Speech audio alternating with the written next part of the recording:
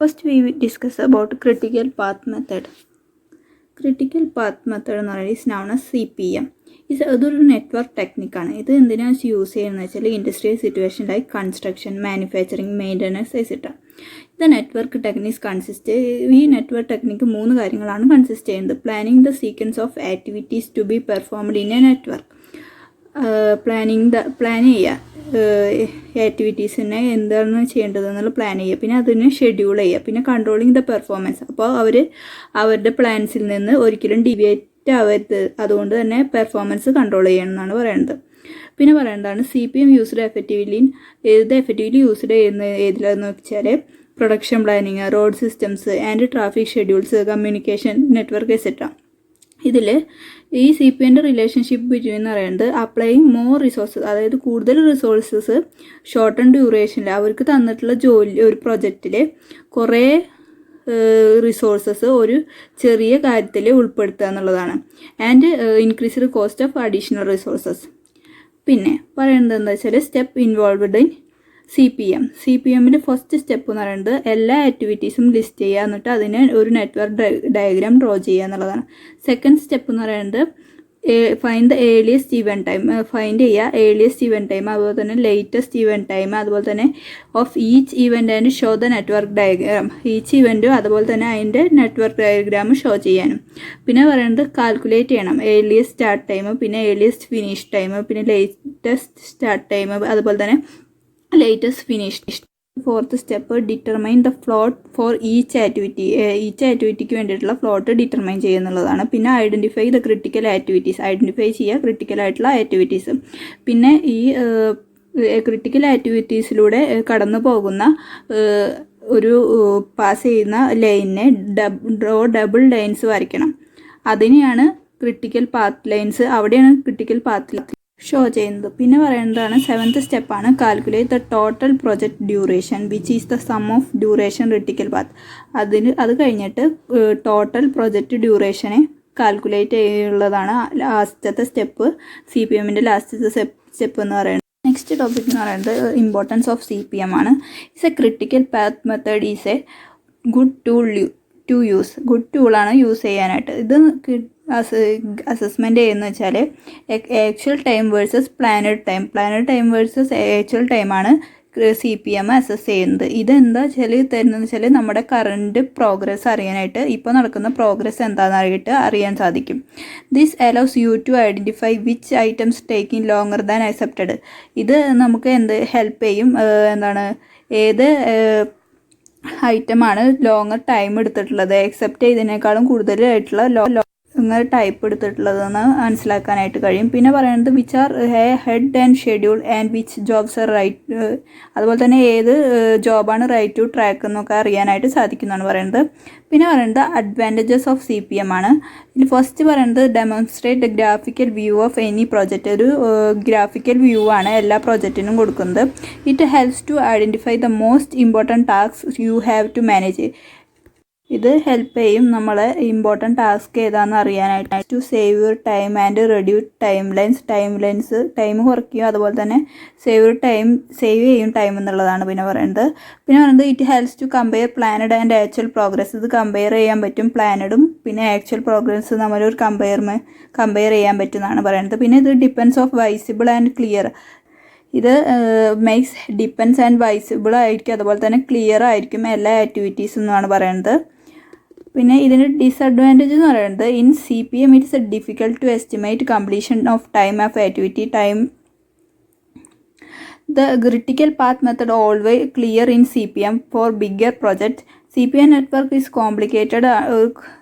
Network complicated ആണെന്നാണ് പറയുന്നത്. പിന്നെ തന്നെ ഇത് ഹാൻഡിൽ ചെയ്യില്ല scheduling resources of the allocation. Next പറയുന്നത് ഫോർവേഡ് പാസ് ആണ്, അതായത് ഏർലിയസ്റ്റ് സ്റ്റാർട്ട് ടൈം റൂൾ. ഇതിൽ പറയുന്നത് earliest occurrence of initial event equal to 0. അത് എപ്പോഴാണെന്ന് വെച്ചാൽ ദർ ഇസ് നോ പെർഡിക്സർ ഇവൻറ്റ്, അതായത് പെർഡിക്സർ എന്ന് വെച്ചാൽ മുൻഗാമികൾ ഇവൻറ്റ് ഇല്ലെങ്കിൽ അവിടെയാണ് earliest occurrence initial event equal to 0 വരുന്നത്. രണ്ടാമത്തെ പറയുന്നത് earliest occurrence of an event there is only one immediate predecessor activity. അവിടെ ഒരു ഇമീഡിയറ്റ് പെർഡിസർ ആക്ടിവിറ്റി ഉള്ളെങ്കിൽ അതെങ്ങനെയാണ് കാണുകയെന്ന് വെച്ചാൽ the earliest occurrence of predecessor event plus the duration of predecessor event ആണ് കാണുന്നത്. മൂന്നാമത്തെ പറയുന്നത് earliest occurrence of an event there many predecessor activity. അവിടെ കുറേ പെർഡിസർ ആക്ടിവിറ്റീസ് ഉണ്ടാവുകയാണെങ്കിൽ അത് എങ്ങനെയാണെന്ന് വെച്ചാൽ maximum value selected from the earliest occurrence of all predecessor events plus the duration of the corresponding predecessor activity. അപ്പോൾ മെനി ഇമ്മീഡിയറ്റ് പെർഡിസർ ആക്ടിവിറ്റീസ് ഉണ്ടാവുകയാണെങ്കിൽ equal to അത് എങ്ങനെയാ വെച്ചാൽ കാണുക വെച്ചാൽ maximum value selected from the earliest occurrence of the predecessor events plus duration of the corresponding predecessor activity. പറയുന്നത് backward pass ആണ്, അതായത് ലേറ്റസ്റ്റ് ഫിനിഷ് ടൈം റൂൾ. ഇവിടെ പറയുന്നത് latest occurrence of terminal event equal to earliest occurrence of the terminal event. അവിടെ there is no successor event. ഇപ്പോൾ ഒരു successor event ഉണ്ടായില്ലെങ്കിൽ അവിടെ latest occurrence terminal ഇവൻറ്റും അതുപോലെ തന്നെ earliest occurrence of the terminal ഇവൻറ്റും ഈക്വൽ ആവും എന്നാണ് പറയുന്നത്.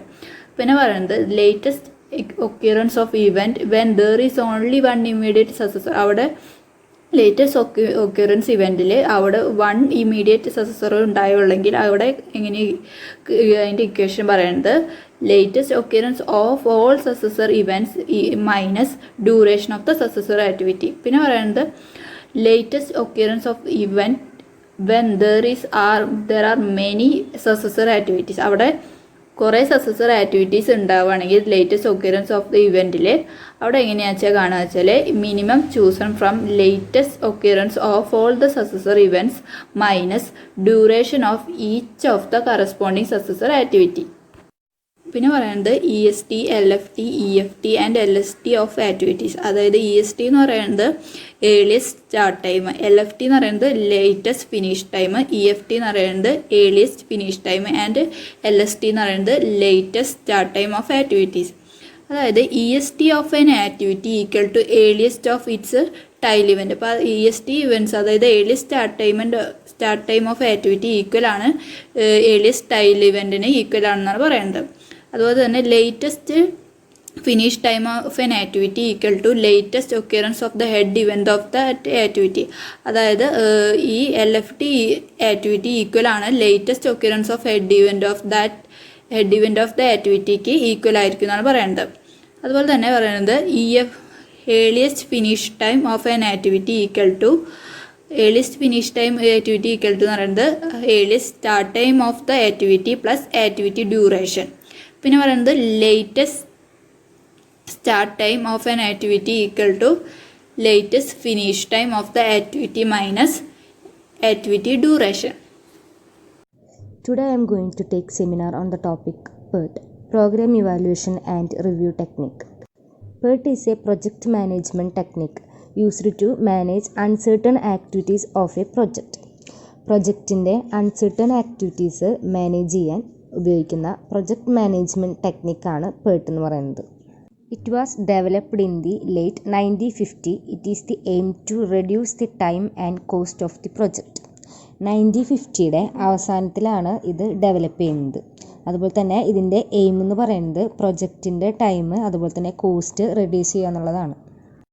PERT is useful technique in project planning and control. It gives a planner a perfect idea about the sequence of activities and their times. പ്രൊജക്റ്റ് പ്ലാനിങ്ങിനും കൺട്രോളിങ്ങിനും യൂസ്ഫുൾ ആയിട്ടുള്ള ഒരു ടെക്നിക്കാണ് PERT. അതുപോലെ തന്നെ ഇത് ആക്ടിവിറ്റീസിൻ്റെ സീക്വൻസിനെ പറ്റിയിട്ടും അതുപോലെ അതിൻ്റെ ടൈമിനെ കുറിച്ചും പ്ലാനർക്ക് ഒരു പെർഫെക്റ്റ് ഐഡിയ കൊടുക്കാൻ ഹെൽപ്പ് ചെയ്യും.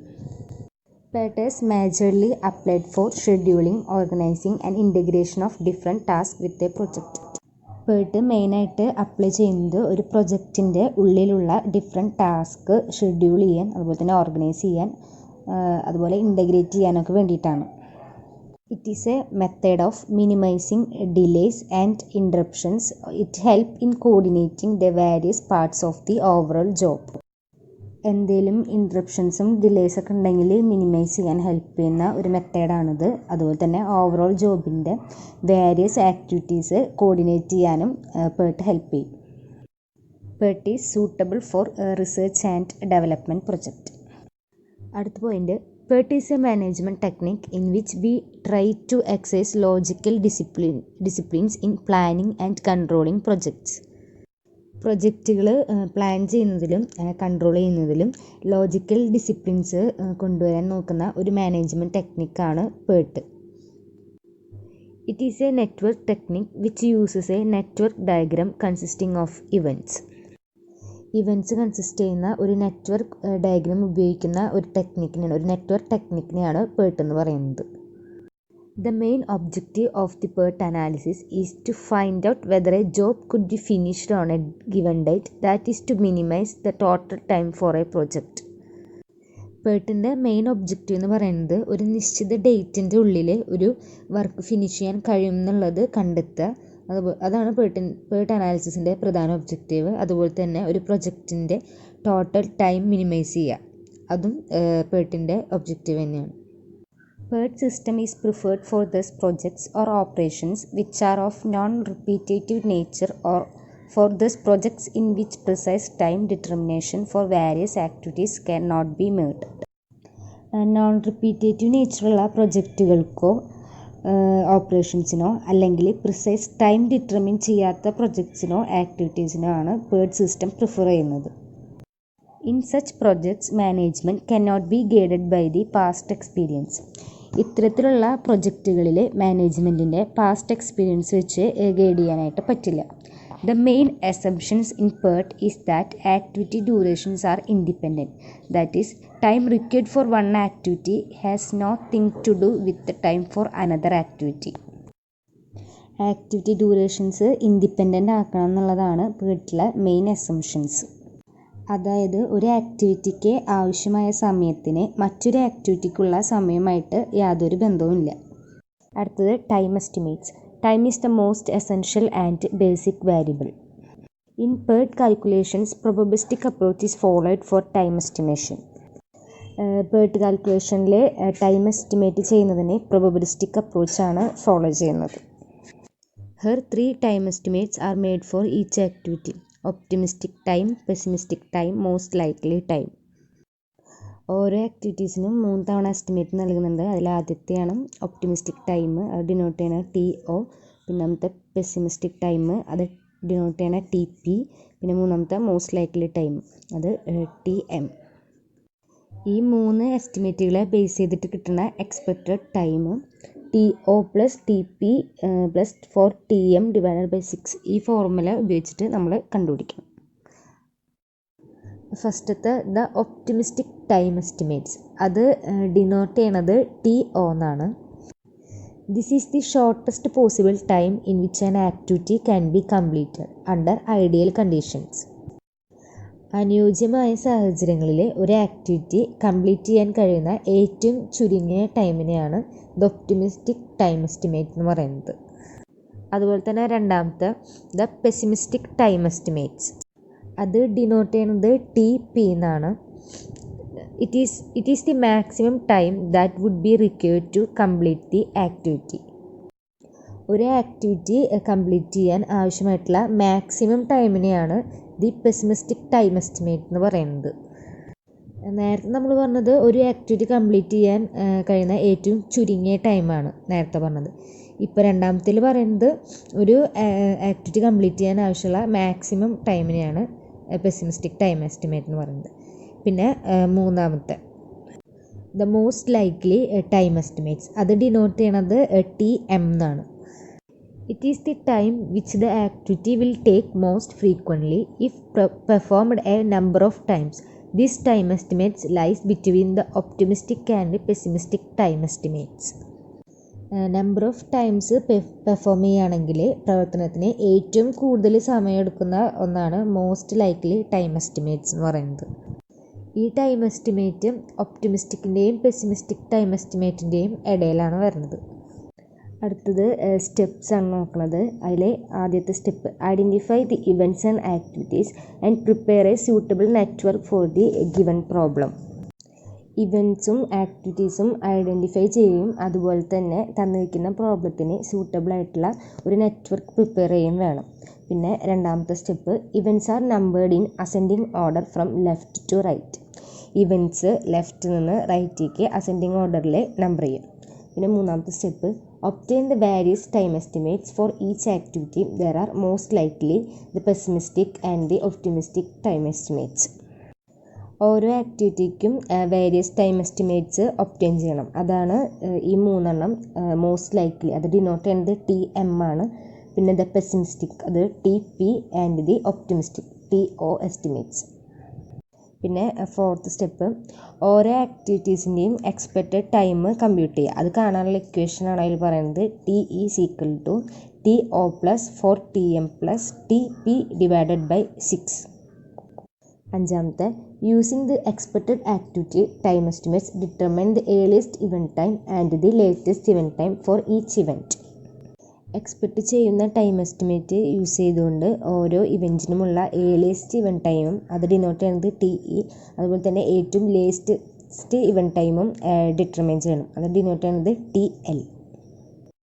ആറാമത്തെ, compute the float associated with each activity. The actives with 0 float are the critical activities. Determine the critical path through the critical activities. ഓരോ ആക്ടിവിറ്റിയുമായി ബന്ധപ്പെട്ട ഫ്ലോട്ട് കമ്പ്യൂട്ട് ചെയ്യുക. അതിന് 0 float ഉള്ള ആക്റ്റീവുകളാണ് ക്രിറ്റിക്കൽ ആക്ടിവിറ്റീസ് ആയിട്ട് വരുന്നത്. എന്നിട്ട് ഈ ക്രിറ്റിക്കൽ ആക്ടിവിറ്റീസിലൂടെ ക്രിറ്റിക്കൽ പാത്ത് ഡിറ്റർമൈൻ ചെയ്യും വേണം. അടുത്തത് ഏഴാമത്തെ, find the total expected duration time by adding the time estimates for various activities on the critical path. Critical പാത്തിലെ വിവിധ ആക്ടിവിറ്റീസിനായിട്ടുള്ള ടൈം എസ്റ്റിമേറ്റുകൾ ആഡ് ചെയ്തുകൊണ്ട് മൊത്തം എക്സ്പെക്റ്റ് ചെയ്തിട്ടുള്ള ടൈം ഡ്യൂറേഷൻ കണ്ടെത്തുക. ഇതാണ് ഈ സ്റ്റെപ്പിൽ പറഞ്ഞിട്ടുള്ളത്. എട്ടാമത്തെ, find the variance of the time estimates of all activities.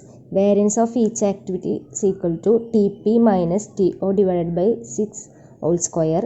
Variance of the project duration standard deviation square = sum of variances of time estimates of all critical activities. എല്ലാ ആക്ടിവിറ്റീസിൻ്റെയും time എസ്റ്റിമേറ്റ്സിൽ വരുന്ന variances കണ്ടെത്തണം. അതുപോലെ തന്നെ ഓരോ ആക്ടിവിറ്റീസിൻ്റെ വേരിയൻസ് കണ്ടെത്താനുള്ള ഇക്വേഷനാണ് TP - TO / 6 whole square. അപ്പോൾ തന്നെ പ്രൊജക്റ്റിൻ്റെ ഡ്യൂറേഷനിൽ ഉണ്ടാകുന്ന വേരിയൻസ് അറിയാൻ വേണ്ടിയിട്ട് standard deviation square. Last step, find the probability of finishing the project on some fixed target by using the table of normal distribution. The value of Z is obtained by the equation. Normal ഡിസ്ട്രിബ്യൂഷൻ്റെ table ഉപയോഗിച്ചിട്ട് fix ചെയ്തിട്ടുള്ള ടാർഗറ്റിൽ project finish ചെയ്യാനുള്ള probability determine ചെയ്യണം. അതുപോലെ തന്നെ Z കണ്ടുപിടിക്കാനുള്ള ഇക്വേഷനാണ് അടിയിൽ കൊടുത്തിട്ടുള്ളത്. Due date minus expected date of completion / standard deviation. അത് കഴിഞ്ഞിട്ട് സ്റ്റാൻഡേർഡ് ഡീവിയേഷൻ കാണാനുള്ള ഇക്വേഷനാണ് അതിൻ്റെ അടിയിൽ കൊടുത്തിട്ടുള്ളത്. ഇത്രയാണ് 9 സ്റ്റെപ്സ്. പേർട്ട് കാൽക്കുലേറ്റ് ചെയ്യാനുള്ള 9 സ്റ്റെപ്പാണ് ഇത്. അടുത്തത് അഡ്വാൻറ്റേജസ് ഓഫ് പേർട്ടാണ്. ഫസ്റ്റത്തെ point, it provides a graphical display of project activities that help the users understand the relationships among the activities. Project ആക്ടിവിറ്റീസിൻ്റെ ഗ്രാഫിക്കൽ ഡിസ്പ്ലേ ഇത് പ്രൊവൈഡ് ചെയ്യുന്നുണ്ട്. അതുപോലെ തന്നെ ആക്ടിവിറ്റീസ് തമ്മിലുള്ള റിലേഷൻഷിപ്പ് അണ്ടർസ്റ്റാൻഡ് ചെയ്യാനും ഹെൽപ്പ് ചെയ്യുന്നുണ്ട്. Next point, it is the ideal technique for the tactical level planning and operational level control of projects. Tactical level പ്ലാനിങ്ങിനും പ്രൊജക്റ്റുകളുടെ ഓപ്പറേഷണൽ ലെവൽ കൺട്രോൾ ചെയ്യാനുള്ള ഒരു ഐഡിയൽ ടെക്നിക്കാണ് PERT. It is effective in planning single project activities in any type of industry. ഏത് തരത്തിലുള്ള industry ആയാലും ഒരൊറ്റ project activities plan ചെയ്യുന്നതിന് ഇത് എഫക്റ്റീവ് ആണെന്നാണ് പറയുന്നത്. അടുത്തത് പ്ലാനിങ് ഫോർ ലാർജ് പ്രൊജക്ട്സ് ഒക്കെ പ്ലാൻ ചെയ്യാൻ ഹെൽപ്പ് ചെയ്യും. അതുപോലെ തന്നെ probability of completion before A specific date. ഒരു സ്പെസിഫിക് ഡേറ്റിന് മുന്നേ തന്നെ കംപ്ലീറ്റ് ചെയ്യാൻ വേണ്ടിയിട്ട് ഹെൽപ്പ് ചെയ്യും. അതുപോലെ തന്നെ ആക്ടിവിറ്റീസ് അനലൈസ് ചെയ്യാനും അതുപോലെ കോർഡിനേറ്റ് ചെയ്യാനും വിസിബിലിറ്റി ഓഫ് ക്രിറ്റിക്കൽ പാത്ത്. ഇതാണ് അഡ്വാൻറ്റേജസ് ഓഫ് PERT. ഡിസഡ്വാൻറ്റേജസ് ആണ് അതിൽ ആദ്യത്തെ point, it cannot effectively handle situations in which 2 or more projects share available resources. 2 അതിലധികമോ പ്രൊജക്റ്റുകൾ അവൈലബിൾ ആയിട്ടുള്ള റിസോഴ്സസ് ഷെയർ ചെയ്യുന്ന സാഹചര്യം വരുമ്പോൾ അത് എഫക്റ്റീവായിട്ട് ഹാൻഡിൽ ചെയ്യാൻ പറ്റുന്നില്ല. അതാണ് ഫസ്റ്റത്തെ ഡിസഡ്വാൻറ്റേജ്. രണ്ടാമത്തെ point, it requires a lot of information as input to generate an effective plan. This may prove too expensive. ഒരു എഫക്റ്റീവ് പ്ലാൻ ജനറേറ്റ് ചെയ്യുന്നതിന് ഇൻപുട്ടായിട്ട് കുറേ അധികം ഇൻഫോർമേഷൻ ആവശ്യമാണ്. അതുകൊണ്ട് തന്നെ ഇത് നല്ലോണം എക്സ്പെൻസീവ് ആണെന്നാണ് പറയുന്നത്. അടുത്തത്, it fails when there is a change in the precedence and sequential relationship of project activities. Project ആക്ടിവിറ്റീസുകളുടെ പ്രസിഡൻസിലും അതുപോലെ തന്നെ തുടർച്ചയായിട്ടുള്ള റിലേഷൻഷിപ്പിലും എന്തെങ്കിലും ചേഞ്ചസ് ഒക്കെ വരുമ്പോൾ ഇത് ഫെയിൽ ആവുമെന്നാണ് പറയുന്നത്. അടുത്തത്, ടൈം ഫോക്കസ്ഡ് മെത്തേഡ്. PERT എന്ന് പറയുന്നത് ഒരു ടൈം ഓറിയൻറ്റഡ് മെത്തേഡാണ്. ഓരോ പ്രൊജക്റ്റ് ആക്ടിവിറ്റീസും ടൈം എടുത്ത് കംപ്ലീറ്റ് ചെയ്യണം. അതുകൊണ്ട് തന്നെ ടൈമിന് നല്ല ഇമ്പോർട്ടൻസ് കൊടുക്കുന്നുണ്ട്. നല്ല രീതിയിൽ ടൈമൊക്കെ അലോക്കേറ്റ് ചെയ്യാൻ പറ്റിയില്ലെങ്കിൽ അതൊരു ഡിസഡ്വാൻറ്റേജസ് ആയിട്ട് മാറും. അടുത്തത്, പ്രെഡിക്ഷൻ ഇന്നാക്യുറസി ഓഫ് PERT. പ്രെഡിക്ഷൻസ് ഇന്നാക്യുറേറ്റ് ആയി കഴിഞ്ഞാൽ ഓവറോൾ പ്രൊജക്റ്റ് അതൊരു ടോട്ടൽ ലോസിലേക്ക് പോവും. അത് വേറൊരു ഡിസഡ്വാൻറ്റേജ് ആണ്. PERTും CPMും തമ്മിലുള്ള ഡിഫറൻസസ് ആണ്. ഫസ്റ്റ് മീനിങ് നോക്കാം. PERT is a project management technique used to manage uncertain activities of a project. പ്രൊജക്റ്റിൻ്റെ അൺസർട്ടൺ ആക്ടിവിറ്റീസ് മാനേജ് ചെയ്യാൻ ഉപയോഗിക്കുന്ന ഒരു പ്രൊജക്റ്റ് മാനേജ്മെൻറ്റ് ടെക്നിക്കാണ് PERT. അടുത്തത് CPM is a statistical technique of project management that manages well defined activities of a project. ഒരു പ്രൊജക്റ്റിൻ്റെ ആക്ടിവിറ്റീസൊക്കെ manage ചെയ്യുന്ന പ്രൊജക്റ്റ് മാനേജ്മെൻറ്റിൻ്റെ സ്റ്റാറ്റിസ്റ്റിക്കൽ ടെക്നിക്കാണ് CPM എന്ന് പറയുന്നത്. അടുത്തത്, what is it? A technique of planning and controlling of time. ടൈമിനെ കൺട്രോൾ ചെയ്യാനും അതുപോലെ തന്നെ പ്ലാൻ ചെയ്യാനും ഹെൽപ്പ് ചെയ്യുന്ന ഒരു ടെക്നിക്കാണ് PERT. CPMൽ a method to control cost and time. ഇതിൽ പറയുന്നത് കോസ്റ്റിനെയും ടൈമിനെയും കൺട്രോൾ ചെയ്യുന്ന മെത്തേഡാണ് CPM എന്ന് പറയുന്നത്. അടുത്ത പോയിൻ്റ് ഓറിയൻറ്റേഷനാണ്. PERTൽ ഇവൻ്റ് ഓറിയൻറ്റഡ് ആണ്, CPMൽ ആക്ടിവിറ്റി ഓറിയൻറ്റഡ് ആണ്. അടുത്ത പോയിൻ്റ് എവല്യൂഷൻ. PERTൽ evolved as research and development project, CPMൽ evolved as a construction project. അടുത്തത് മോഡലാണ്. PERTൽ പ്രൊബബിലിസ്റ്റിക് മോഡലാണ്, മറ്റേൽ ഡിറ്റർമിനിസ്റ്റിക് മോഡൽ. പിന്നെ ഫോക്കസ് ഓൺ. PERTൽ ഫോക്കസ് ചെയ്യുന്ന ടൈമാണ്, CPMൽ time cost trade off. Estimates. PERTൽ 3 ടൈം എസ്റ്റിമേറ്റ്സ് ആണ്, CPMൽ 1 ടൈം എസ്റ്റിമേറ്റ്സ്. അടുത്തത് അപ്രോപ്രിയേറ്റ് ഫോർ. PERTൽ ഹൈ പ്രിസൈസ് ടൈം എസ്റ്റിമേറ്റ്, CPMൽ റീസണബിൾ ടൈം എസ്റ്റിമേറ്റ്. അടുത്തത് മാനേജ്മെൻറ്റ് ഓഫ്. PERTൽ അൺപ്രഡിക്റ്റബിൾ ആക്ടിവിറ്റീസ് ആണ്, CPMൽ പ്രെഡിക്റ്റബിൾ ആക്ടിവിറ്റീസ് ആണ്. അതുപോലെ തന്നെ നേച്ചർ ഓഫ് ജോബിൽ വരുന്നത് PERTൽ നോൺ റിപ്പീറ്റേറ്റീവ് നേച്ചറാണ്, CPMൽ റിപ്പീറ്റേറ്റീവ് ആണ്. അടുത്ത point critical and non critical ആക്ടിവിറ്റീസും. PERTൽ നോൺ ഡിഫറൻഷിയേഷനാണ്, CPMൽ ഡിഫറൻഷിയേറ്റഡ്. അടുത്തത് സ്യൂട്ടബിൾ ഫോർ. PERTൽ റിസർച്ച് ആൻഡ് ഡെവലപ്മെൻറ്റ് പ്രൊജക്റ്റ്, CPMൽ non research projects like civil construction, ship building etcetera. ഇതാണ് PERTും CPMും തമ്മിലുള്ള ഡിഫറൻസസ്.